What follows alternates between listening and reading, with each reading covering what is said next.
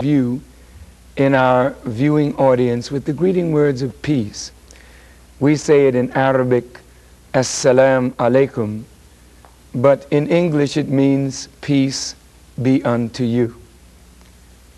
My dear brothers and sisters, America is in a grave crisis. Not necessarily from enemies on the outside, but America is suffering from an internal rot and decadence that threatens the very social and political, economic fabric of this nation. And at the core of this condition of this country is the worsening condition of 30 or more million people who were brought to these shores not on the Nina, the Pinta, the Santa Maria, or the Mayflower, but in the holds of ships. And from the day that our fathers set the soles of their feet in the Western Hemisphere, we have suffered and been afflicted. And now over 433 years have passed. And here we are in a country whose land is soaked with the blood of our fathers, a country that our fathers helped to build, and then 100 years of free or nearly free labor. We, the blacks of this nation, fought in every war, from the Revolutionary War, where America became a new nation on this earth, but we who fought to make her free were relegated to the position of slavery. We who fought in the Civil War on the side of the North and the South to help America preserve her union. But after the union was preserved, we were never allowed even to create a union among ourselves that we might have something to fight to preserve. We fought in World War I and World War II. And after World War II was over, we helped America. She rebuilt Germany, and now the German economy is #1 in Europe. She rebuilt Japan, and Japan is the economic leader of the world. But we, who helped her all of these years, are relegated to poorhouses or to homelessness. We see our children growing up in the concrete jungles of America, racked with drugs and crime and death and disease and infant mortality and joblessness. What is the future of our people? Does anyone really care? And this is why I am so happy to be here tonight as the guest of Our Voices with Sister Beverly, that we might talk about a solution to these many, many problems. Won't you keep tuned? Good evening, I'm Bev Smith. Along with Hilton Felton, our piano man, we welcome you to a very special conversation with a very special man, the Honorable Minister of the Nation of Islam, Louis Farrakhan. We greet you by saying Assalamu alaikum. Wa alaikum salam, my sister. You said who really cares? Let us deal for a moment with African Americans. Do we care about ourselves in 1990? I think that there are many, many of our people who do care, Beverly, but we don't know how to make our caring substantive for our own relief. We have many leaders that articulate the problem, but we are not working collectively to bring about a solution to the worsening crisis of our people. I think a lot of our people care, but we just lack the guidance and the program to bring about the redress of our grievances. We will spend a great deal of time this evening talking about the program, but you also mentioned the guidance. Let's look to that for a moment. Have we ever, as we have been in this country as of African descent, had guidance? And if so, in your opinion, where did the guidance come from?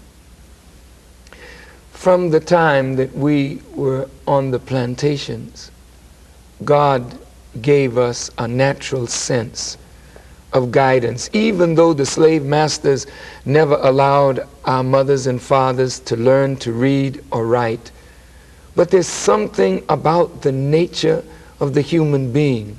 When we saw the change of seasons, the night pass into day and the day pass into night, our mothers and fathers knew that a change would come. And so many of our slave parents couldn't talk to us straight out, so they put little hints in spirituals. So we got a spiritual like Deep River. My home is over Jordan. I want to cross over into campground. Oh, don't you want to go where? To that promised land where all is peace. Let's steal away. We can't walk away. We can't run away. Let's steal away home. Sending a message. Sending a message. As we look at, and as I said, we're going to spend a lot of time hearing what you have to say. As we look at the African American community, who sends a message today? Because whoever it is, are they sending the message loud enough? You know, God has so wonderfully blessed us with many men and women to send us messages. So many, like Sojourner Truth, Harriet Tubman, Frederick Douglass, W.E.B. Du Bois, Marcus Garvey, Noble Drew Ali, Elijah Muhammad, Malcolm X, Martin Luther King. But every time, Sister Beverly, we got somebody to give us a message that would amend the condition that 400 years of slavery imposed upon us. Those in power, fearing that message and the messenger and our possible unity around that message, did something to that message and that messenger. And this is why, Sister Beverly, we have never had any continuity of struggle. We always seem to be going back over the same ground again. We're talking about the message being stopped and the messenger. He also mentioned fear. Time for a break. When we come back, what is this fear the white man has for the African American? And what is the message? And are we hearing it today? And also, we want you to get involved when you dial 1-800-344-BETV. 1-800-344-BETV. If you are in Virginia, Maryland, and the District of Columbia, area code 202-636-2060. That's 202-636-2060. Now, when we come back, we'll pick up on why they fear us, and we'll let you talk to the Honorable Minister of the Nation of Islam, Louis Farrakhan.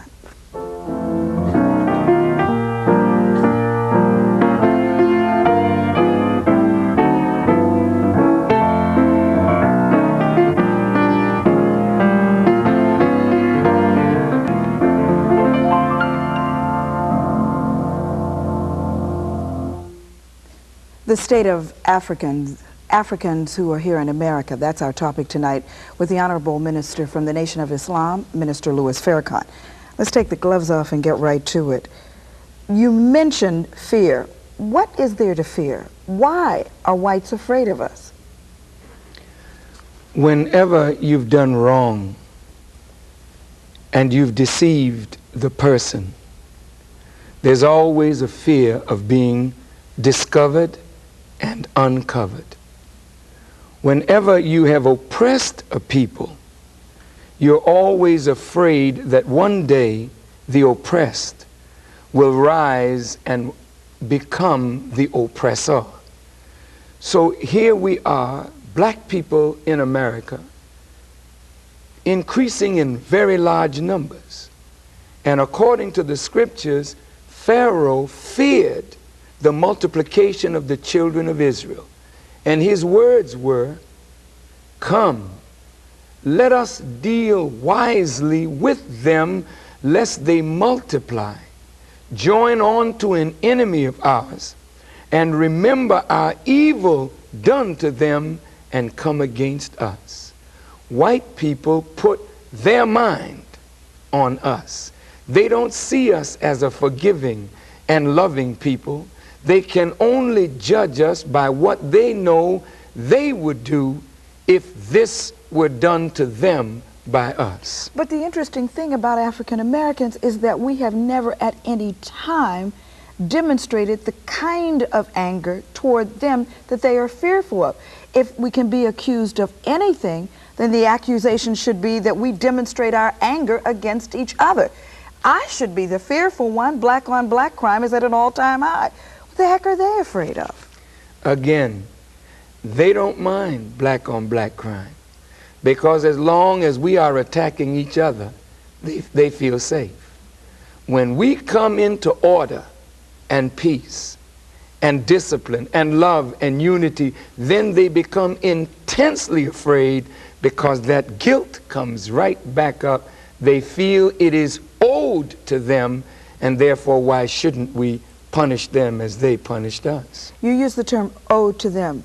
Recently, I've been reading a lot about you because you have made some statements about what you think is owed to us as a result of what you call our Holocaust in America. What is owed to us? You know, it's very interesting when we talk about a black Holocaust and we try to get black people to remember what has happened to us. That's called hatred. When Jewish persons keep talking about what Hitler did to them, that's called remembering so it will never happen again. Many of our scholars estimate that in the Middle Passage from Africa to America, we lost in the neighborhood of 100 million black lives. The soil of America is soaked with the blood of our fathers.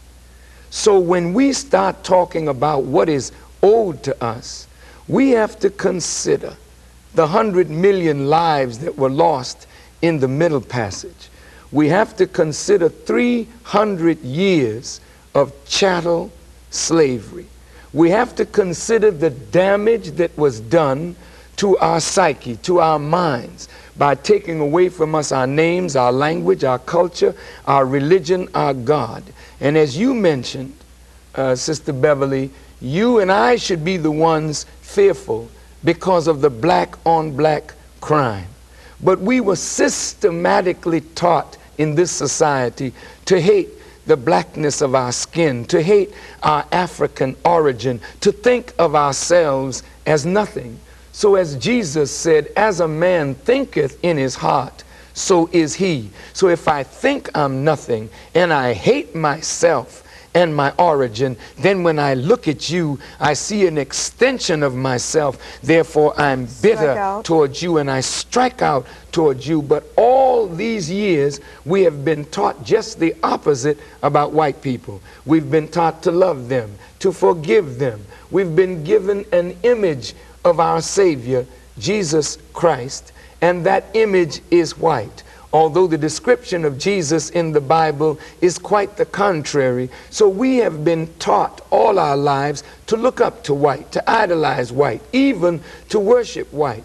And so when they did that recent story on television where they asked a young black child to pick up the doll baby, yes, that they would admire, she picked up the white doll. It is because we have been made to be and to love other than ourselves and to hate ourselves. All of this is a part of our Holocaust. And when Abraham Lincoln let us go, and I put that in quotes, and the 13th Amendment struck down involuntary slavery, the way our minds had been fixed, we couldn't do anything but go right back to the same slave master and volunteer to be a slave. But this is 1990, before we go to the phones, Minister Farrakhan. In the 60s, in the 70s, we had what could be called a revolution of sorts. In the 50s, we had the writings of Malcolm X. We had the emergence of the Honorable Minister Elijah Muhammad, who you followed. We had Dr. Martin Luther King. We had Stokely Carmichael yelling, "Say it loud, I'm black and I'm proud." We had organizations like the Urban League funding grants in communities to work on projects for self-esteem. You mean in 1990, we don't feel good about who we are? Why not? Because, Sister Beverly, when Dr. King was assassinated and 100 cities went up in smoke, white folk began to study us. And they studied why we acted on one accord without any leader, no conspiracy. What brought this about? And they found that it was television. It was black programming, pardon me. It was like Black Journal, Black on Black. All of these black programs, Soul, were on television. And if you notice, since the late 60s and early 70s, every one of these black programs have been taken off the air, and the language has changed. We are no longer black and Hispanic. We are the minority, the underclass. You see? So we are relegated now to an inferior numerical status, an underclass, and these are code words to keep us from using the term black, which we rallied around in the 60s. You're saying then it is deliberate. But then Absolutely. If it is deliberate, and there are those among us who are wise enough to see the signs, why isn't there some attempt? I mean, it isn't as if we don't know what the enemy is all about. We have studied the enemy, some of us, from our breast as we suckle them. So why is it we are buying into the plan? You know, some of our leaders who, after the Civil Rights Bill of 64 and 65 and the Voting Rights Bill of, I think it's 66 or 67, many of our black intellectuals were so happy that we could go into places among white people that we never went before. We didn't pay attention to the critical era of writing our history. And so right while we were looking, Dr. King was distilled to one sentence, I have a dream. Malcolm X was distilled to one phrase, by any means necessary. And our history was being reversed, and now children are growing up in high schools in America feeling that we don't have anything to struggle for. We have already attained the promised land.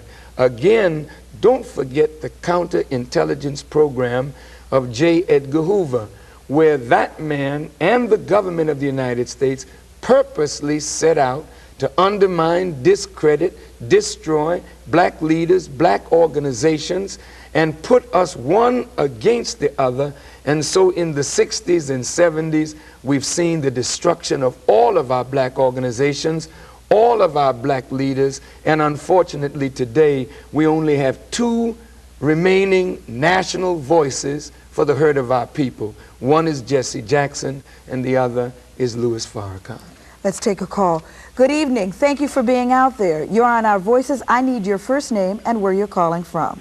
Yes, Bev. This is Ferris calling from Maywood, Illinois. Welcome to the show. Thank you. And I have a question for the minister. I'd like to know, with all the atrocities that have plagued black folks, black men and women throughout the centuries, can he see any signs of retribution, not by the hands of blacks toward mankind, but even by with nature? Is there any forms of retribution that he can see in the near future that we can live to see? You're living in it, my dear brother, right now. God is not unjust. Even though one white president said he trembled for his country when he reflected that God is just and that his justice cannot sleep forever. The Honorable Elijah Muhammad, our illustrious leader and teacher, taught us that whenever a nation's evil outweighed its good, there are forces in the universe itself that will remove that nation, that government, that people. And so here we are in America. Look all around you. Look at the natural plagues and the natural disasters that are afflicting America. You will see these natural disasters increase in intensity. And not only will you see the increase of natural disasters, God has set his hand against the economy of America. She's weakening all the time. And around her, the neighboring nations are turning against America, even as they turned against ancient Babylon. But will the voices of the oppressed in America be heard? That's the question. There is no question that the voices of the oppressed will be heard. In fact, the voice of this brother that speaks for the hurt and pain of our people is being heard in spite of the fact that they've called me everything other than what I am. Look how God is blessing us to overcome. We'll go to a break, and when we return, we'll find out what they've been calling him and what he's been calling them right after this.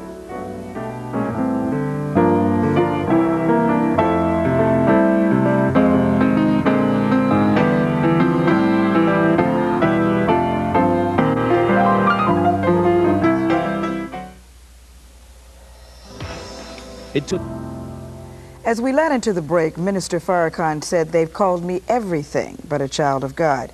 They have. They've called you racist. They've called you anti-Semitic. They've called you a separatist. They've called you a man who practices and preaches hatred. What are you? I'm a Muslim. And a Muslim is one who believes in obeying the will of God. And I guess you could say I'm a Christian too, because to be a Christian is to be crystallized into oneness with God, following the example of Jesus Christ. As a Muslim, we believe in all of the prophets and we believe in all of the scriptures brought by the prophets. But why do they call me these names? When a man appears with a message in his mouth that can change the condition of a people, the oppressor fears the man and the message. If they can color the man with an evil stroke, then the people will pay no attention to his message. So they call me a racist. But what is a racist? If we look at the word race and we look at the suffix ist, that suffix tells us the degree of commitment and dedication of the person involved to the main word. So if I play the violin and I become proficient at it, dedicate my life to it, you call me a violinist. And if I give my life to art and become great at it, you call me an artist, a physicist, a chemist. Well, if I love my people, so are you saying you're a racist? I'm saying in the positive sense that I love my people. Let's take a call. Good evening. Thank you for being out there. You're on Our Voices.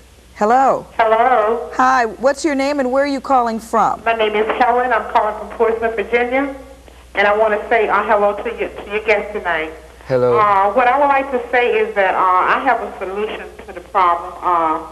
I think that all the black people that have abandoned their neighborhoods and, been brainwashed, just sort of like have a black amnesty and come on back to the neighborhoods and help the oppressed blacks, the blackness down. And what happened when some of the black people got a little bit on their feet and making a little bit of money, they wanted to turn white, and that didn't work. Now they're all embarrassed because of this generational drug, but they're to blame for that. So what I suggest is that, just come on back to your neighborhood. We're going to have a black amnesty. Just come on back, say, I'm sorry, I made a big mistake. Just come on back and just help our neighborhoods. I even had a supervisor tell me one time when she got on her feet, I would never go back to this black neighborhood. Now, isn't that something for a black person to say they have gotten on their feet? This is what caused these young people wild like they are now. Okay, and, let's get his response. In all fairness to the caller, if every black person in America went back to the black community, whatever the black community is, would that help the problem? I think that the black community is bereft of positive role models. Most of those who make it, and I put that in quotes, because many who appear to make it are only about 3 paychecks away from the condition they just left. One paycheck. But what we do need is our professional people.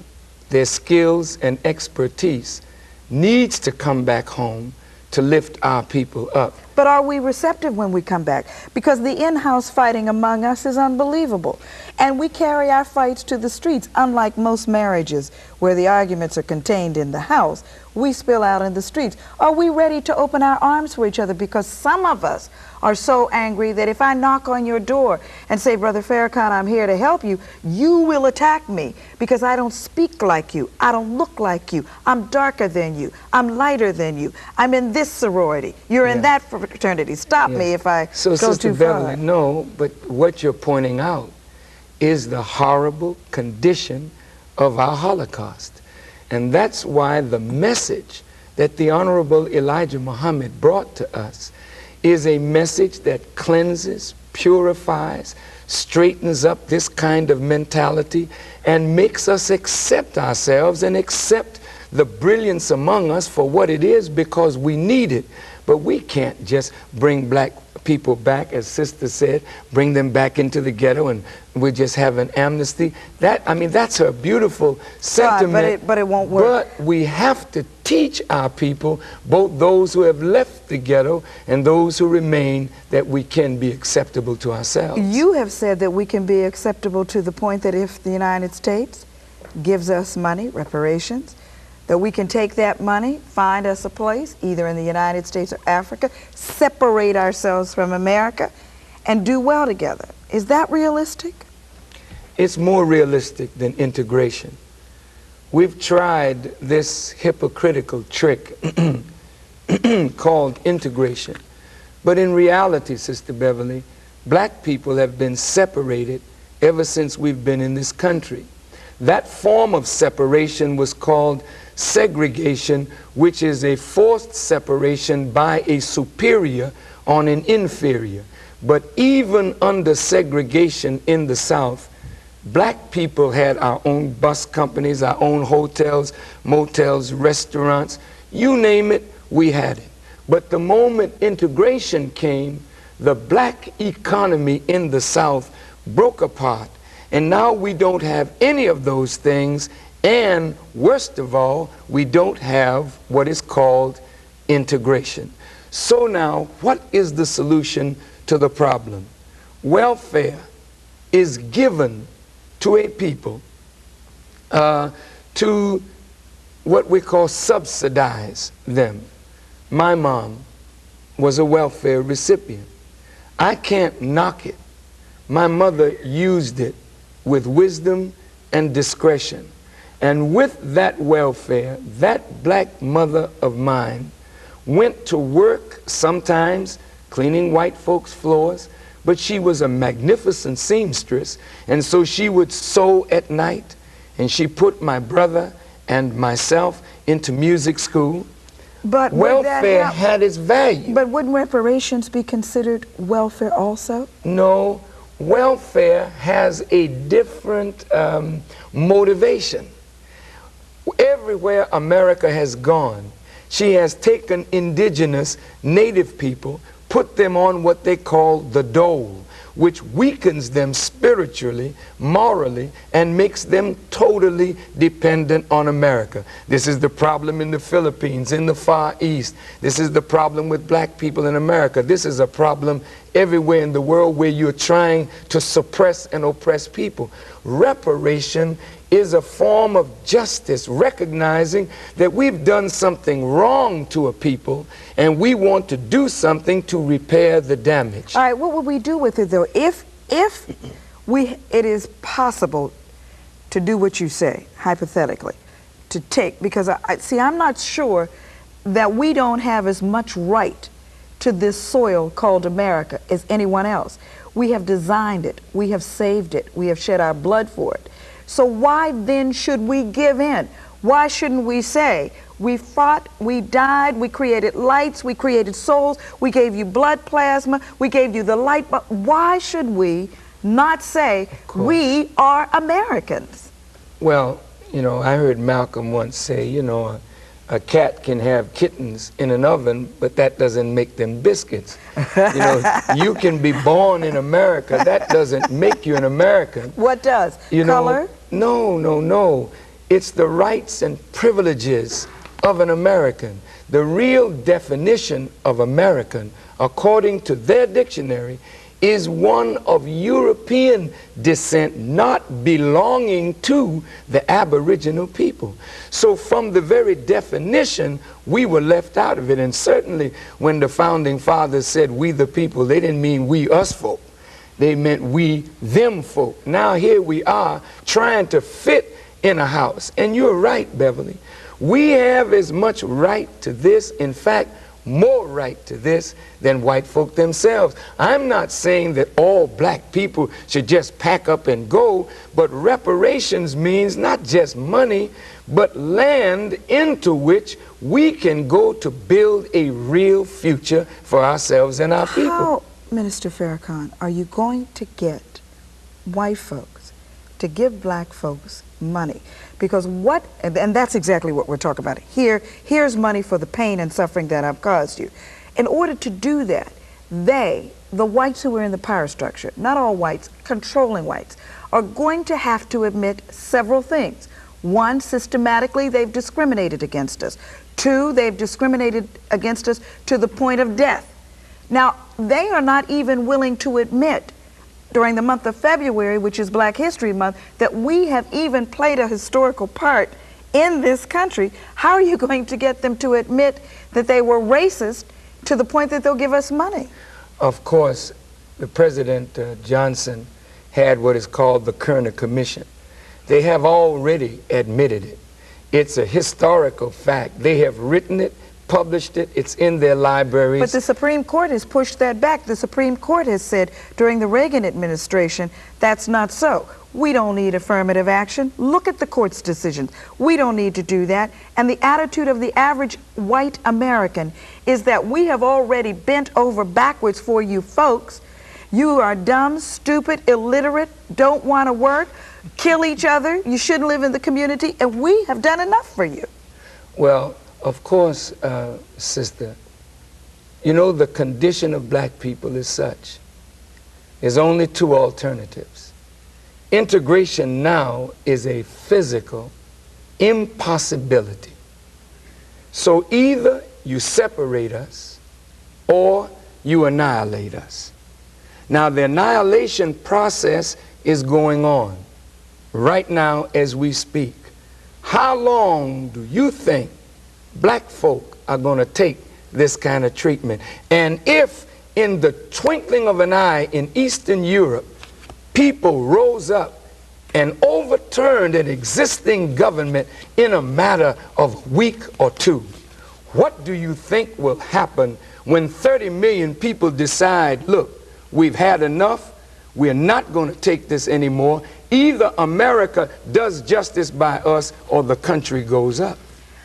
We'll take a break. Which way we're going? That's what I want to know. Separation or annihilation? We'll take a break. When we come back, I want to ask you some things about what it means to be a Muslim. And for those of us who may not want to embrace the religion, can we still listen to what you have to say right after this?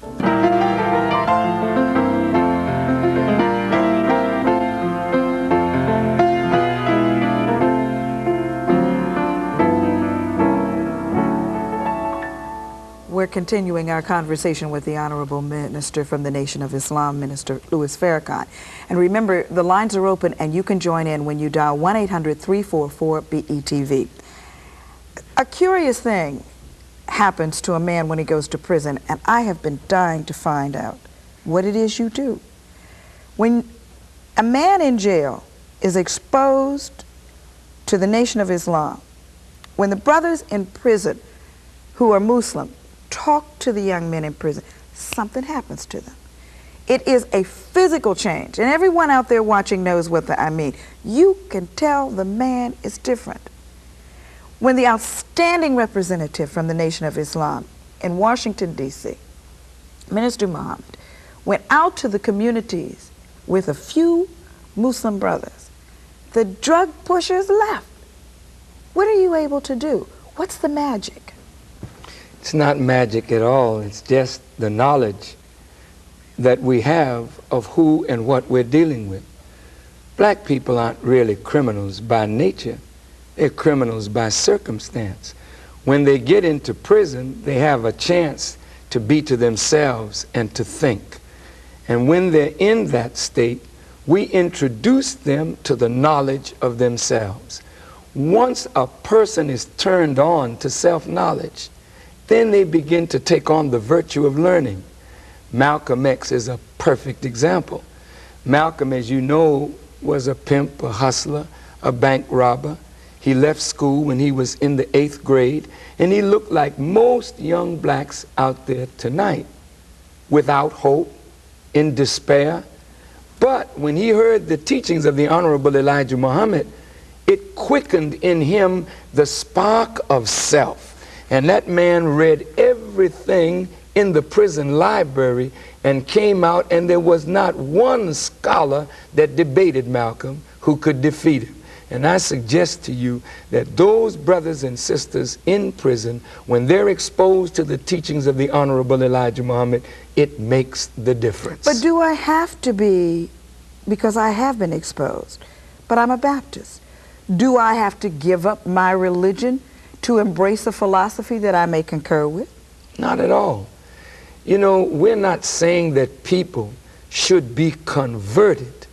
What we're saying is that people must be taught. And once you understand that the faith that you have and the faith that I have and the faith that someone else has, it's the same basic faith given to us by God, not from the Bible, not from the Quran, but God has given us this faith by nature. So what happens is that faith needs to be fed and evolved so that we become men and women of faith. Then we can do that which people say is impossible. All right, I want to give you an impossible task, and we want to be specific. I am extremely fearful that we are going to lose an entire generation of young African American men. Quote the statistics, I'll have to. 1 out of 4. We are looking at a very violent young man, angry, eating his own flesh, turning on his mothers, his grandmothers, his sisters, his brothers, turning on himself. Now, what would you do? What is your plan? How is your plan any different than anyone else's plan? How would you get at this young brother? You know, we are exceedingly successful. Dr. Alim here in Washington can go into any of the high schools, and we can go into prisons, as I go into prisons, some of the most unruly of our people. Inside of a few minutes, they're disciplined at attention. I was taken on what is called death row among young black men who don't have any chance of parole. Their whole life is to be spent behind bars. And the warden of that prison did not want me to go in behind the bars. I said, I have to go in and talk to them. He said, well, you're taking a great chance. We went inside. Those men sat down around me, and within 15 or 20 minutes, you could see light and life coming into their faces. And I called the guards. I said, come and look at these that you call animals. These are human beings. Now, these young people that you're talking about, who are cold and violent and brutal, that is the fruit that we have produced. Then we're to blame. I don't say we're to blame. I say it is the natural process when you and I have hoped for freedom and longed for freedom. You have to have a generation that is strong enough to fulfill that hope. So fulfillment doesn't look like hope. And this generation is violent because we live in a violent time. This generation rejects the education because the education is unfit for them. Right, they reject religion, they reject their parents, because God does not want this generation feeding from the same garbage that we have been fed and that we are trying to feed them. I have a problem with that, because education, as I've said many times, has never been directed at us. Yet we survived and we were educated without turning on each other. We didn't have programs, but we fed each other, we clothed each other, we were able to stick with each other when it was a much more fearful world in terms of our own individual safety, walking across the street in a community that was predominantly white, for you as a black man, and lifting your head toward a white woman could get you killed, castrated. So now the young black man does not have that to be concerned about. He doesn't have that kind of fear. Why is he giving up everything that blacks before him fought so hard to do? Where is the missing link? The missing link is the lack of continuity of knowledge that can continue the struggle. Those young men out there are the greatest generation that we have ever produced. But they're not going to listen to the sob story of mom or dad or teacher or preacher or politician. They're born to hear the word that Farrakhan is preaching from the Honorable Elijah Muhammad. Are you saying you're the only word out there? Earlier you said it was just you and Jesse Jackson. And then you said earlier also that there were lots of voices. Are you saying that the only real voices out there in the African American community is your voice and Jesse Jackson? Then what does that do to all the other leadership?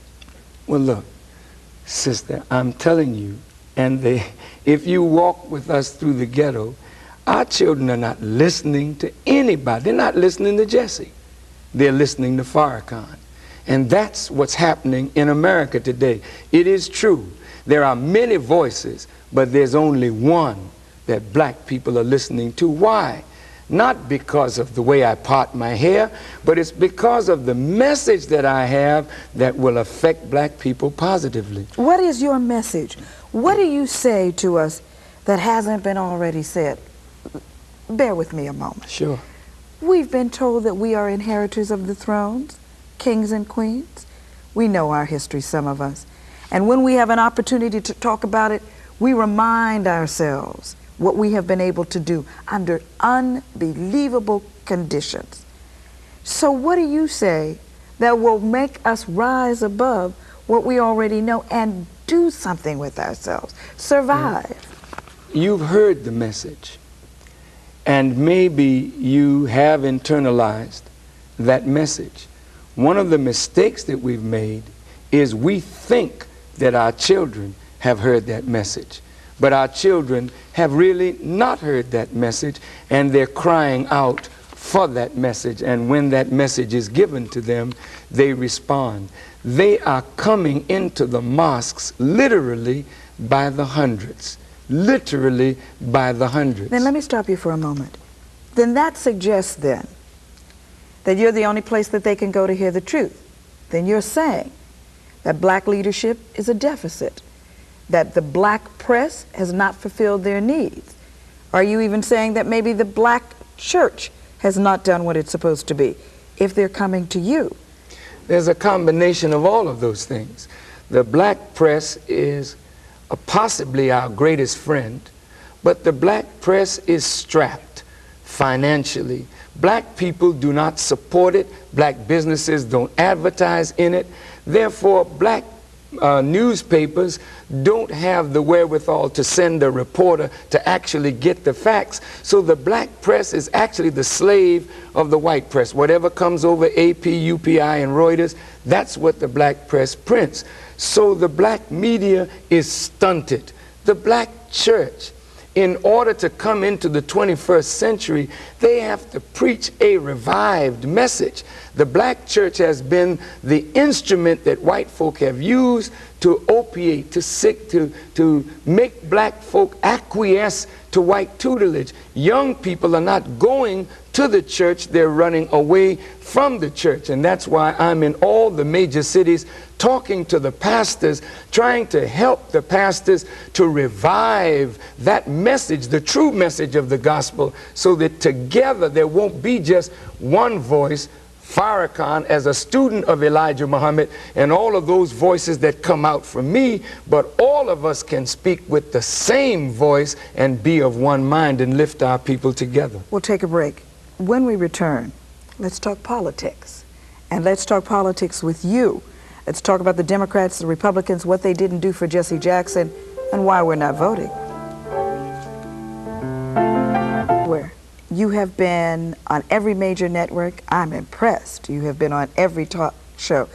You've been looking like a politician Are you thinking about running for office? Never. I'm a spiritual man, and I love the spiritual work. I came here to Washington at the invitation of the Washington Post and the Washington Times at an editorial board meeting. Surprising to me what they did with my words. The next day, I then became somewhat of... What did they do to your words? Didn't you say you'd like for us to go back to Africa? Did they misquote you? No, they did not. But they didn't tell it exactly like I said it.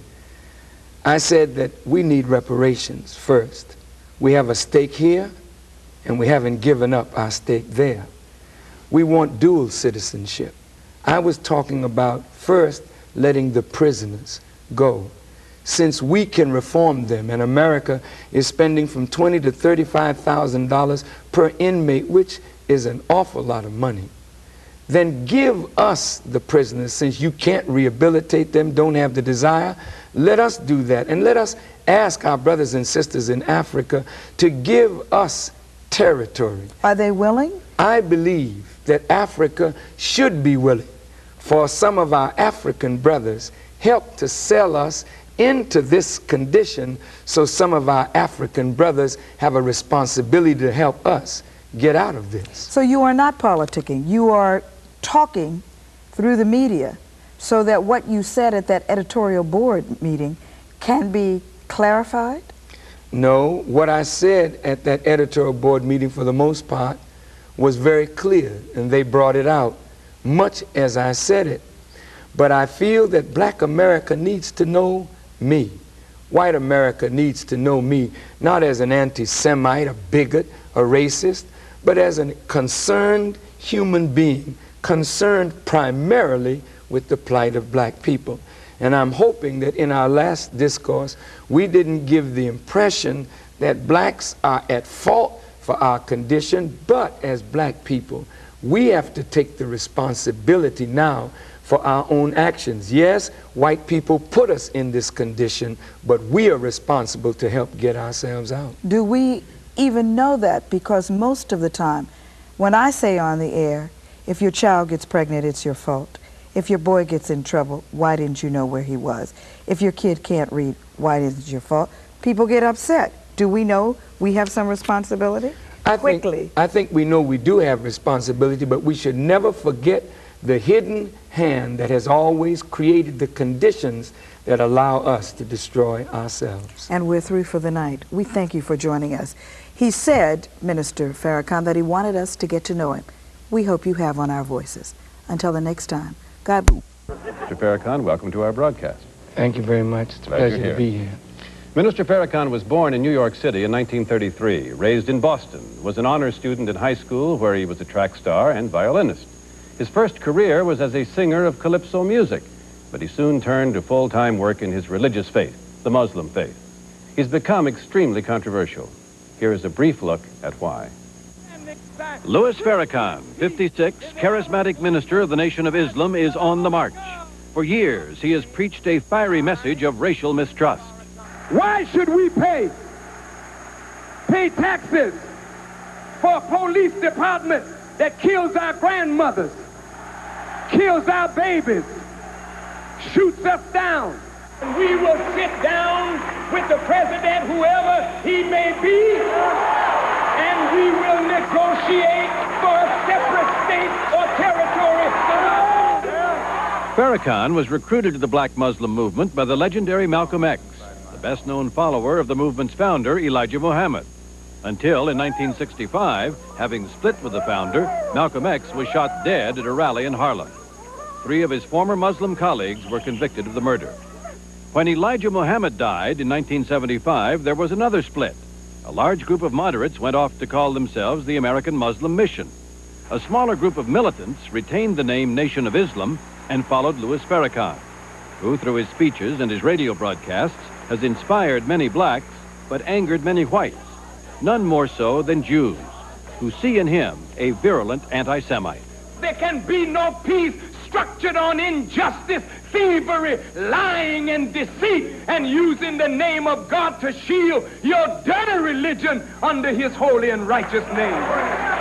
It was this controversy over his remarks about Israel and Jews that brought Farrakhan forcefully to public attention in 1984 when he endorsed his friend, the Reverend Jesse Jackson, for president. The two of them got in trouble over the issue. Jackson referred to New York City as Hymietown, and Farrakhan seemed to threaten the black newsman who reported it, the Washington Post's Milton Coleman. I said, but we're going to make an example of Milton Coleman. One day soon, we will punish you with death. Eventually, Jackson had to separate himself from Farrakhan, but it wasn't easy. I disassociated myself from the message, but not from the messenger, and that is a distinct difference, you see. But if Louis Farrakhan upsets a lot of people, it is also true that one of his programs today is earning him a good deal of praise. His followers are patrolling several inner-city neighborhoods in Washington, D.C. and elsewhere, rooting out the drug dealers. Washington City Councilman Harry Thomas introduced a resolution commending Farrakhan for making the neighborhood safer. They cleaned it out. It's a decent place to live now. People not afraid or to go out on the streets in their neighborhoods. You're telling me they did a good job? I think they did a very good job. I think they're still doing a good job. Last week, Farrakhan broke his self-imposed 4-year moratorium on mainstream national press interviews and sat down separately with the Washington Times and the Washington Post, saying he wanted to end bitterness and play a larger role in national life. The Post gave the story an expansive, respectful play. Too respectful for its own columnist, Richard Cohen, who thinks Farrakhan's message hasn't really changed. He stands for black pride, he stands for self-help, all of which are good. But he also stands for racism, which is bad. He stands for anti-Semitism, which is bad. And he stands for scapegoating, which I think ultimately is really counterproductive.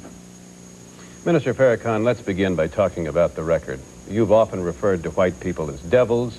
You've said many things, some of which we've just seen, which people don't like. And why shouldn't white America be just scared to death of you?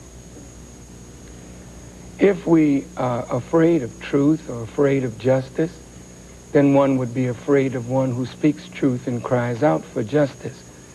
But if one seeks honest solutions to real problems and will find that solution in the truth, then there is no need to fear a man who speaks the truth and condemns that which is unjust and wicked.